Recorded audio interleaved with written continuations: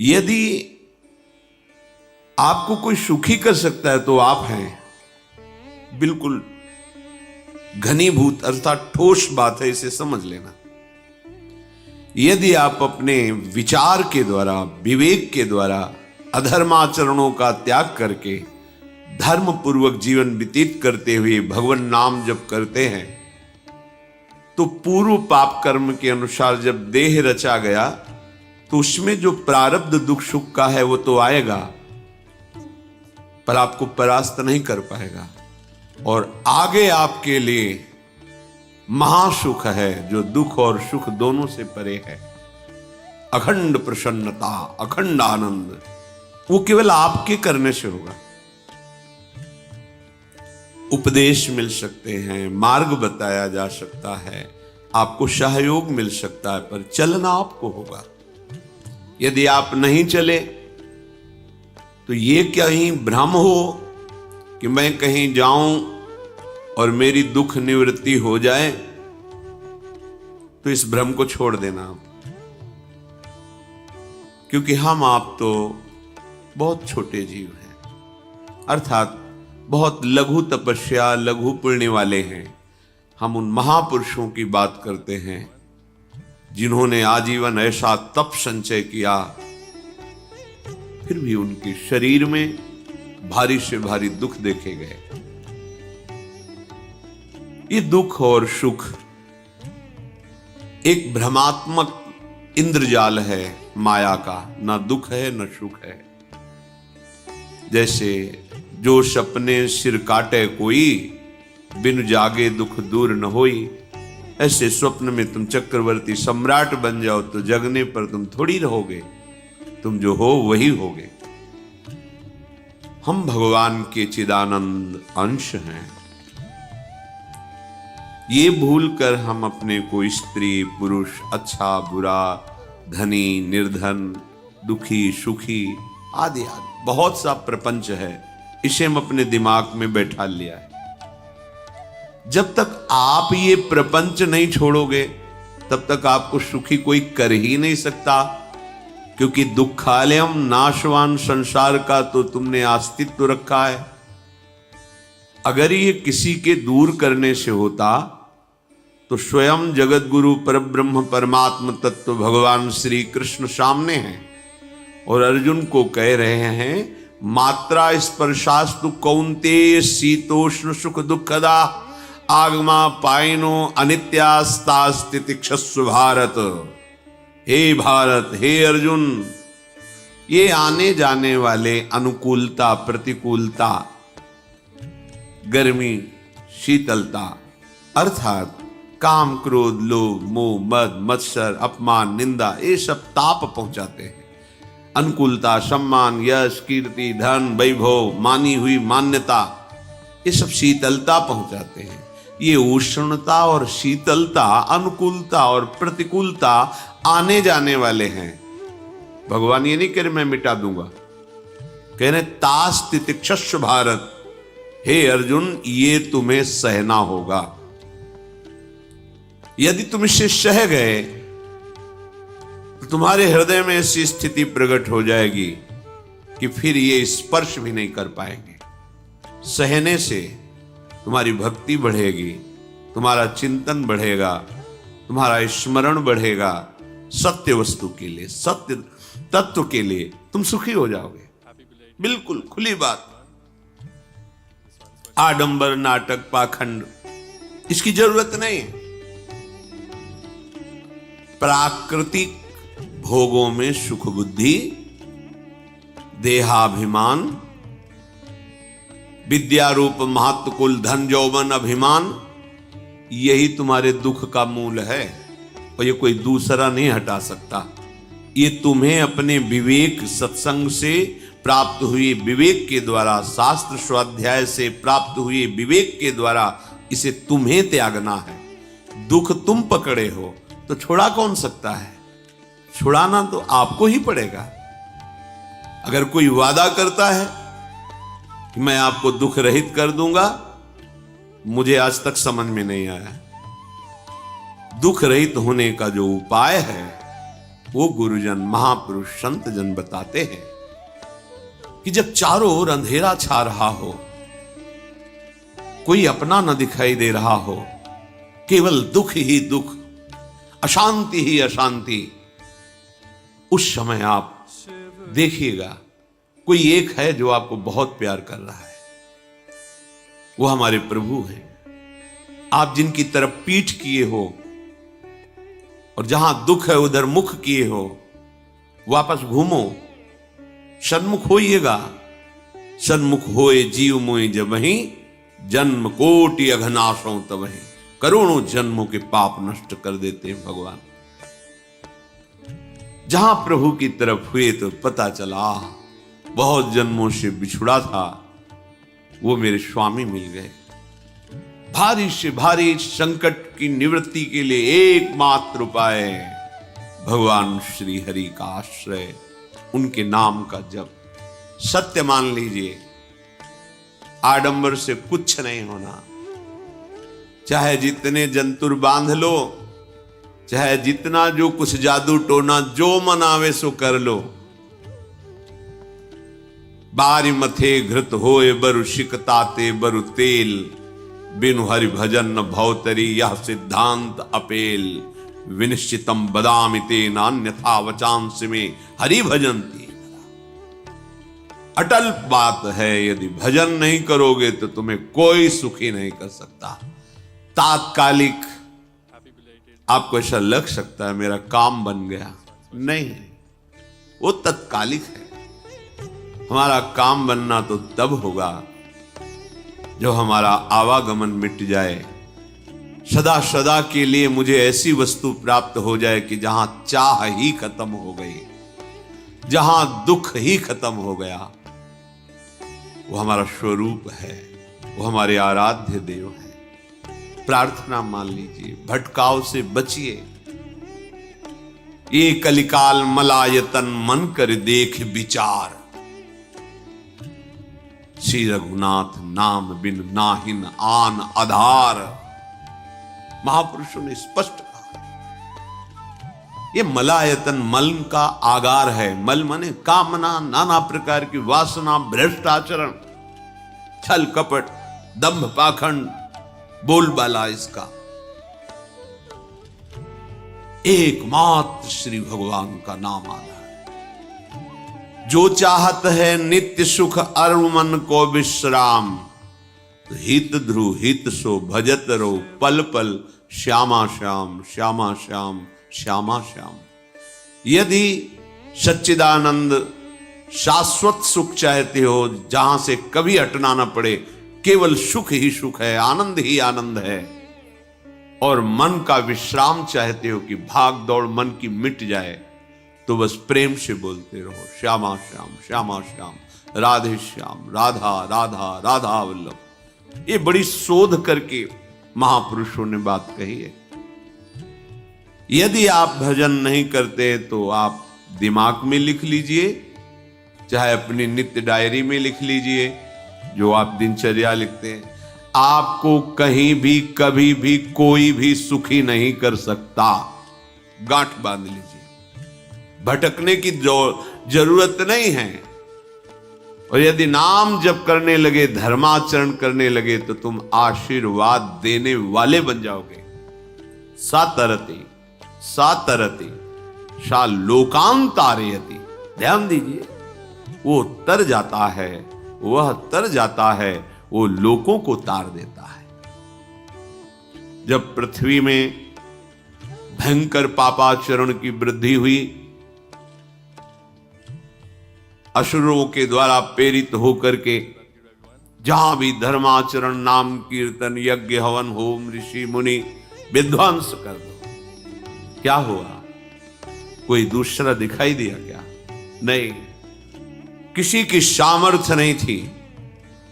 सब मिलकर के ब्रह्मा जी के पास गए, जो ईश्वर कोटि के महापुरुष, सबने ब्रह्मा जी से प्रार्थना की। ब्रह्मा जी ने कहा, हम भी जिनके सेवक हैं, वही प्रभु अब हमारे दुख का निवारण कर सकते हैं। सोचो, आप किसी और से दुख निवृत्त कराना चाहते हैं? जिसने सृष्टि बनाई है, भगवान ब्रह्मा जी भी कह रहे मैं जिनके सेवक हूं वही प्रभु हमारे और आप सबके दुखों का निवारण करते। तो आपको समझ में नहीं आ रहा कि एकमात्र भगवान श्री हरि ही हमारे दुख का निवारण कर सकते हैं। हमें कहीं भागने दौड़ने की जरूरत नहीं है। साधु समागम इसलिए किया जाता है कि हृदय पवित्र हो जाए, पवित्र हृदय की पहचान बुद्धि में विवेक का प्रादुर्भाव हो जाए और विवेक से मोह का नाश करके हम निरंतर प्रभु के प्रेम में डूबे, भजन में डूबे। सबने एक साथ मिलकर के विचार किया कि महासुख सिंधु प्रभु से विनय करनी तो कहां जाया जाए, वैकुंठ चले, किसी ने कहा क्षीर सागर चले। अपनी अपनी भावना व्यक्त कर रहे थे। तेहि समाज गिरजा में रहेऊ, अवसर पाई वचन एक कहेऊ, हरि व्यापक सर्वत्र समाना, प्रेम ते प्रगट होई मैं जाना।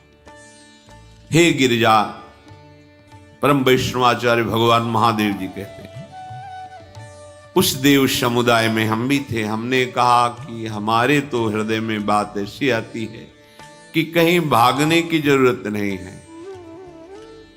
हरि व्यापक सर्वत्र समाना, जैसे वो वैकुंठ में विराजमान है, क्षीर समुद्र में विराजमान है, ऐसे कण कण में विराजमान है।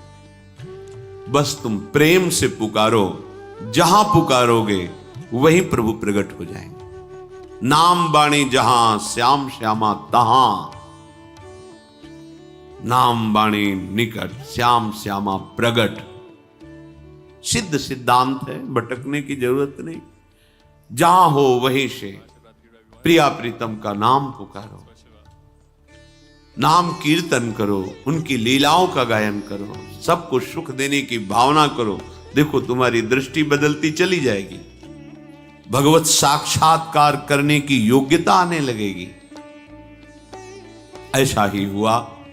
सबने मिलकर के श्री भगवान को विनय पूर्वक आर्त भाव से पुकारा। आकाशवाणी हुई, निर्भय हो जाओ, निश्चिंत हो जाओ, मैं स्वयं अपने अंशों के सहित अवतार लेकर इस भूमि का भार हरण करूंगा। तुम सब बड़े बड़े जो देवता हो, जाओ हमारी लीला में सुख लेने के लिए सब ऋक्ष वानर आदि का रूप धारण करो। ब्रह्मा जी, महादेव जी, बड़े बड़े ईश्वर कोटि के लोकपाल बहुत प्रसन्न हुए, क्योंकि भगवद वाणी सत्य है, त्रिकाल सत्य है। सबको विश्वास हो गया कि अब मारा तो जाएगा ये महासुर, जिसको लगता था कोई ना मंत्र के द्वारा मार सकता है ना अस्त्र के द्वारा मार सकता है। स्वयं श्री भगवान पधार रहे। भगवान ने जो निरंतर भजन प्राण रहते हैं, कश्यप जी, अदिति जी, वो भगवान के वात्सल्य में भरे थे। प्रभु जब प्रकट हुए तो उनसे कहा, मुझे आप जैसा पुत्र चाहिए।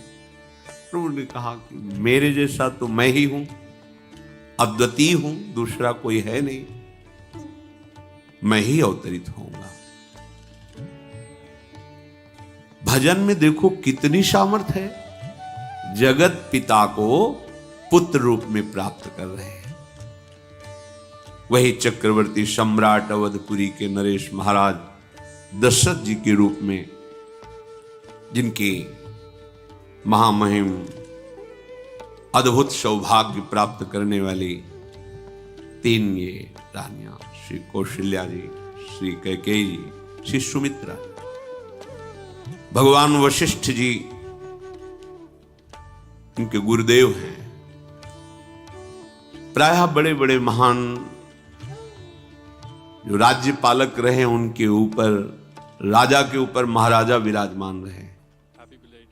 ऊपर से स्वर्गलोक आदि लोकों से भी यह शिक्षा मिली। देवराजेंद्र तो भगवान बृहस्पति, दैत्यराज बलि भगवान शुक्राचार्य, जनक जी तो सदानंद जी महाराज, दशरथ जी तो वशिष्ठ जी महाराज। ऐसा था। क्योंकि जहां हमारा विवेक काम नहीं करता वहां ये ब्रह्मबोध संपन्न महापुरुष तत्काल हमको संभालते हैं। महाराज दशरथ जी के हृदय में प्रबल लालसा हुई कि अब अवस्था व्यतीत होती जा रही है, पर जो गृहस्थ धर्म का परम लाभ है वो तो हुआ ही नहीं। वशिष्ठ जी के चरणों में प्रणाम करके कहा, भगवान एक ही बात की असंतुष्टता है, हमारे कोई पुत्र नहीं। वशिष्ठ जी ध्यानस्थ हुए, ध्यान में देखा और उनका, तुम्हारा जैसा सौभाग्य अन्य का किसी का नहीं हो सकता। तुम्हारे यहां स्वयं सच्चिदानंद भगवान श्री हरि अपने अंशों के साथ अवतरित हो रहे। श्रृंगी ऋषि को बुलाया गया, पुत्रेष्टि यज्ञ करी, उसमें साक्षात भगवान अग्निदेव प्रकट होकर के खीर दिया और कहा अपनी रानियों को पवा दीजिए। वशिष्ठ जी के आज्ञा के अनुसार उस खीर को 2 भाग में किया।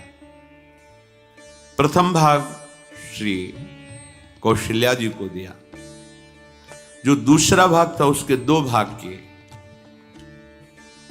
उसका 1 भाग कैकेयी जी को दिया। अब जो 1 भाग बचा उसके 2 भाग किए और वशिष्ठ जी की आज्ञा के अनुसार एक माता कौशल्या जी को, एक कैकेयी जी को दिया। उन्होंने अपने हाथ से सुमित्रा जी को दिया। तो सुमित्रा जी के गर्भ से लक्ष्मण और शत्रुघ्न, कौशल्या जी ने जो भाग दिया उससे लक्ष्मण जी प्रकट हुए, जो रामचरण अनुरागी, अद्भुत अद्भुत हरि प्रेमी। शत्रुघ्न जी भरत चरणों का आश्रय लिए हुए राम जी का सेवन करते हैं। बड़ा रहस्य है, कितनी मर्यादा है। गुरु की आज्ञा से जहां जैसा विधान होना चाहिए वैसा, तो उस बड़ा मंगल शुरू। ये महामहिम जगत पावन करने वाली माताएं मानो अपने गर्भ में अखिल ब्रह्मांडों के स्वामी को धारण किए हैं, जिनके गर्भ में अनंत ब्रह्मांड वास करते हैं, उन प्रभु को अपने गर्भ में धारण करने का अनुभव कर रहे हैं। महाराज दशरथ बहुत प्रसन्न है। ये जीवन का परम लाभ है। प्रभु हमारे कोई भोल, माता पिता भाई बंधु सखा पति प्रीतम पुत्र, कुछ भी, ये तो ऐसे करुणामय कोई भाव रख लो और गाढ़ भाव कर लो तो आपको अनुभव कराने लगेंगे। जिस भाव से आप देखोगे कैसा सुख महाराज दशरथ जी को हो रहा होगा, जिनको गुरुदेव से पता है कि स्वयं भगवान पधार रहे। प्रतिपल इनके दर्शन करके कौशल्या जी, कैकेयी जी, सुमित्रा जी के प्रेम पुलकित रहते हैं। दशरथ जी, अहो भाग, साक्षात भगवान पधार रहे। समय व्यतीत हुआ, जोग लगन गृह बार तिथि सकल भये अनुकूल, चर अरु अचर हर्ष जुत राम जन्म सुख मूल। ठीक योग लगन ग्रह वार तिथि सब अनुकूल हो गई। कब? जिसके हृदय में प्रभु का प्रकाश हो जाता है, जो प्रभु के भजन में रहता है, तो योग लगन ग्रह वार तिथि नक्षत्र सब अनुकूल हो जाते हैं। जो पे कृष्ण चरण मन अर्पित तो करी हैं का नवग्रह। सब ग्रह नक्षत्र वार तिथि, ये जितने भी विघ्न कारक या शुभ कारक है, ये सब शासन में रहते हैं। जिसके हृदय में भगवान नाम चल, जिते विनायक शुभ अशुभ ये विघ्न करे नहीं कोई, क्योंकि भगवान का नाम चल रहा है, हृदय में भगवान प्रकाशित हो गए हैं, परमानंद अनुभव होता है। ऐसे भगवान जगत में प्रकट हो रहे हैं। ये तो कभी कभी अवतार होता है, पर ये अवतार होता ही रहता है। भगत के हृदय रूपी महल में अवतार होता रहता है। जो निरंतर भगवत चिंतन परायण अपने अहम को भगवान के चरणों में समर्पित किया तो भय प्रकट कृपाला, यही हृदय में प्रकाशित हो जाते हैं। हृदय में ही दिव्य वृंदावन प्रिया प्रीतम दिव्य लीला। चैत्र का महीना, नवमी तिथि, शुक्ल पक्ष, अभिजीत मुहूर्त, ठीक दोपहर का समय 12 बजे सब लोगों को परमानंद प्रदान करने वाले प्रभु पधारे। शीतल मंद सुगंधित वायु बह रही है, देवताओं की दुंदुभियां बज रही, पुष्पों की वर्षा हो रही, बड़े बड़े ऋषि मुनि नृत्य कर उठे, जैसे साधना को फल मिलता है हृदय आनंद में।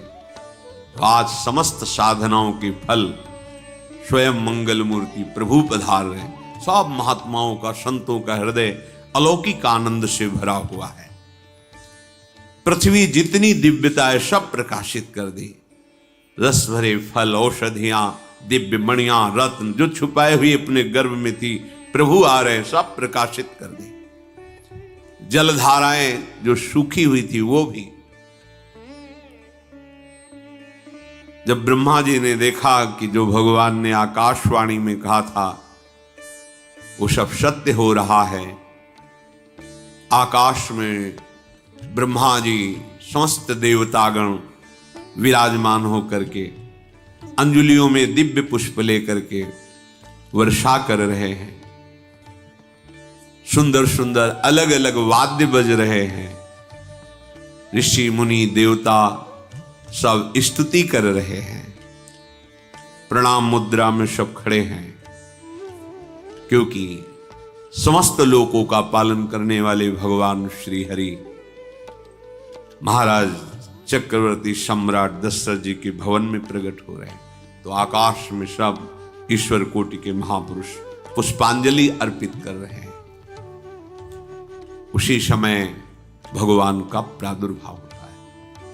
भगवान कभी गर्भ से नहीं प्रकट होते, लीला होती है, ऐसा अनुभव होता है गर्भ है, पर पहले भगवान भगवान के रूप में प्रकट होते हैं, फिर वो बालक बन जाते हैं। कभी ऐसा कहीं नहीं मिला, अनुभव होता है ऐसा, समय से गर्भ रहा, समय से गर्भ बढ़ा, ऐसा अनुभव होता है, पर भगवान प्रकट होते हैं। इसीलिए भय प्रगट कृपाला दीन दयाला कौशल्या हितकारी हर्षित महतारी मुनि मनहारी अद्भुत रूप विचारी लोचन अभिरामा तनु घन श्यामा निज आयुध भुज चारी भूषण बनमाला नयन विशाला शोभा सिंधु खरारी कह दुई कर जोरी अस्तुति तोरी केहि विधि करो अनंता माया गुण ज्ञाना तीत अमाना वेद पुराण भनंता करुणा सुख सागर सब गुण आगर जेहि गावहि श्रुति संता सो मम हित लागी जन अनुरागी भयउ प्रगट श्रीकंता ब्रह्मांड निकाया निर्मित माया रोम रोम प्रतिवेद कहे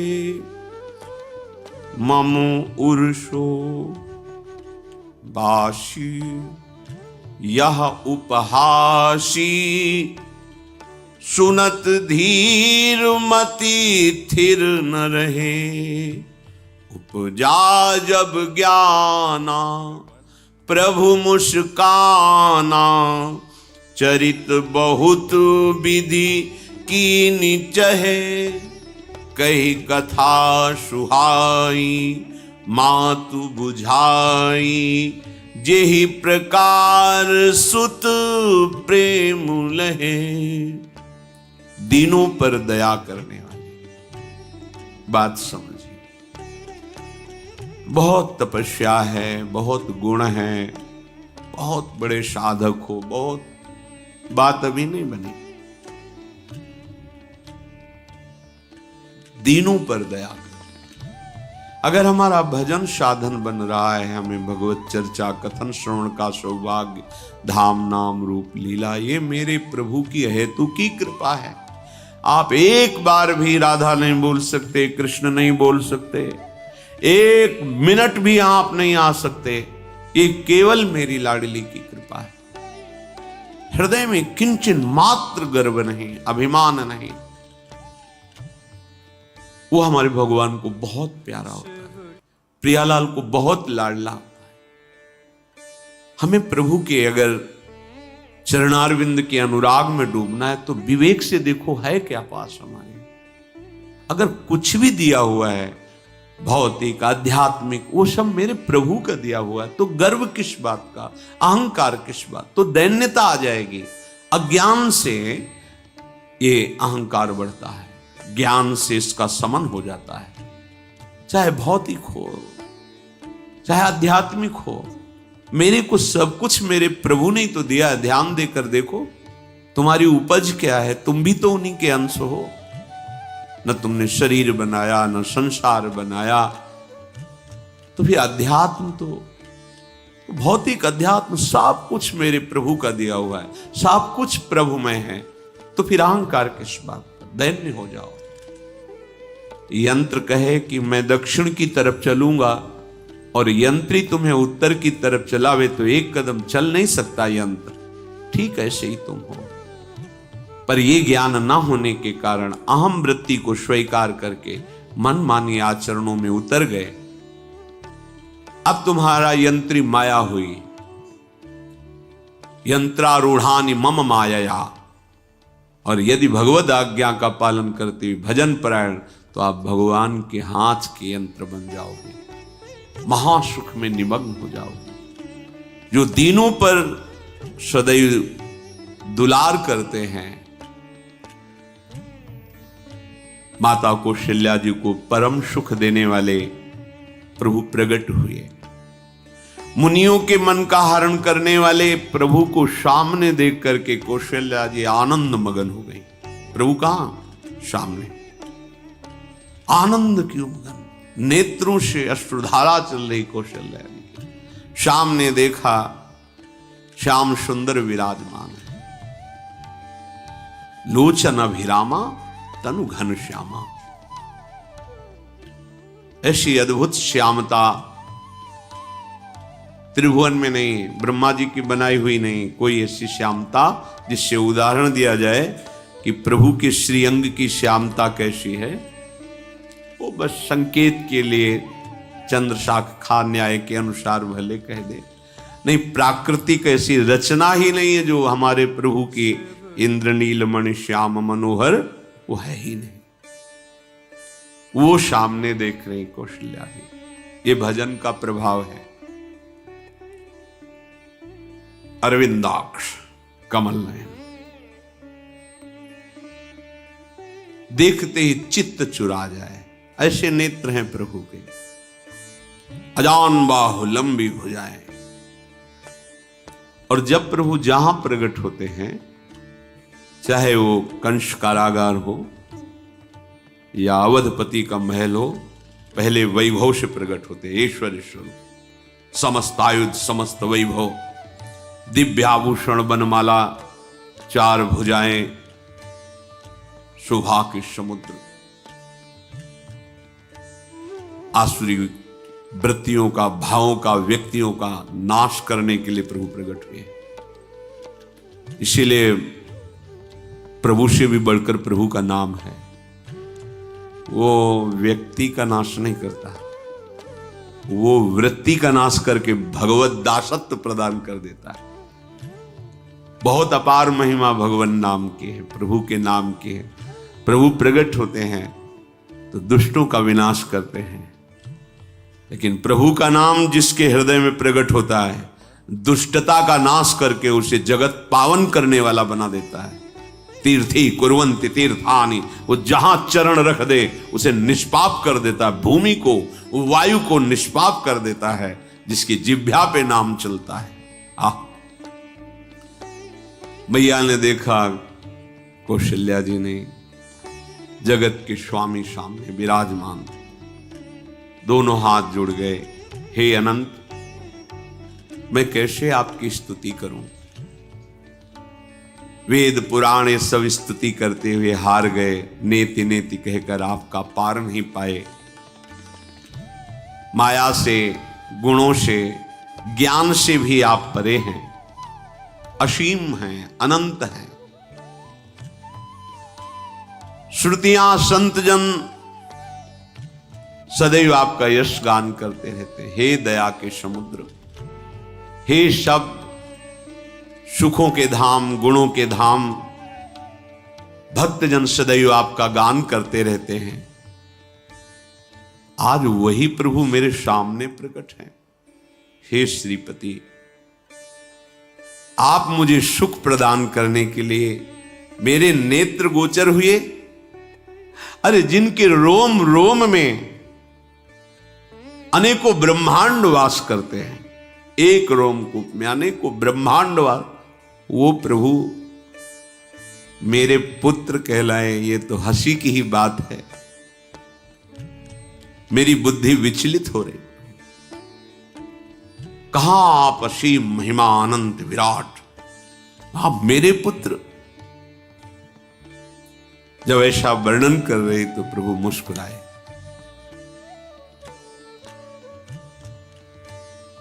बहुत प्रकार से मैं आपको सुख देना चाहता हूं, इसलिए पहले मैं इस रूप में आया हूं कि आपने जो भजन करके मांगा था कि मेरे जैसा पुत्र हो, तो देखो मैं ही स्वयं, मेरे जैसा और कोई है ही नहीं, मैं ही स्वयं आया हूं। तुम्हें याद है? याद, स्मृति आई। हां, फिर प्रभु अब इस रूप में नहीं। माता पुनि बोली सोमति डोली, तजहु तात ये रूपा, की जैसी सुलीला अति प्रियशीला, यह सुख परम अनूपा। हाँ हाँ प्रभु याद आ गया। ओहो, अहो भाग, अहो भाग। तो फिर प्रभु ये रूप छोड़ो और जो सुख देने के लिए आप पधारे हो वो रूप धारण करो। प्रभु, जब आप हमारे पुत्र बनने के लिए आए हो तो फिर शिष्य रूप धारण करो। जो ही माता कौशल्या जी ने ऐसे वचन उचारे तो सुनी बचन सुजाना, रोदन ठाना, होई बालक सुरभूपा, यह चरित जिगावहीं, हरि पद पावहीं, तेन परहीं भवकूपा। इतना सुनते ही सुजान भगवान श्री हरि नवजात शिशु होकर के रोने लगे। जो इस पावन चरित्र का गान या श्रवण करता है वो कभी दोबारा इस संसार में जन्म नहीं लेता है। भगवान के कैसे महामहिम चरित्र। देखो अभी भगवान प्रकट हो रहे हैं और उसका फल बता रहे कि जो भगवान की इस पावन लीला का गायन या श्रवण करेगा, दूसरे साधन बने न बने, निश्चित तो भगवत प्राप्त हो जाएगा। इसका फल ही है ये चरित जिगावहीं, हरि पद पावहीं, तेन परहीं भवकूपा। ब्रह्म ऋषियों के लिए गौ देवता संत भक्तों के लिए स्वयं भगवान लीला सुख प्रदान करने के लिए अवतरित हुए हैं। सतोगुण रजोगुण तमोगुण से अतीत भगवान का चिदानंदमय देह है, मनुष्य रूप में ही प्रकट हो रहे हैं। पर ये मायाकृत नहीं, ब्रह्मा की सृष्टि का नहीं है। चिदानंद सच्चिदानंद रूपाय, ऐसे ही चिदानंदमय देह तुम्हारी विगत विकार जान अधिकारी। निज इच्छा निर्मित तनु है, कर्म बंधन से नहीं, प्रकृति के अधीन नहीं, प्रकृति को अधीन करके स्वयं की इच्छा से आत्मस्वरूप सच्चिदानंद भगवान का विग्रह है। अब शिशु का रोदन सुन करके जैसे समुद्र में ज्वार भाटा जाता है, ऐसे महाराज दशरथ जी के भवन में सुख सिंधु की बाढ़ आ गई। महारानी कौशल्या जी ने शिशु का जन्म, ऐसा जन्म हुआ है जन्म मरण मिटाने वाला। आप सोचते होंगे कि ये प्रिया प्रीतम के अनुरागी, हम आपको सच्ची कहते हैं, हम इनकी बात कर रहे हैं ना तो दिमाग में रील कुछ और ही चलती है। हमें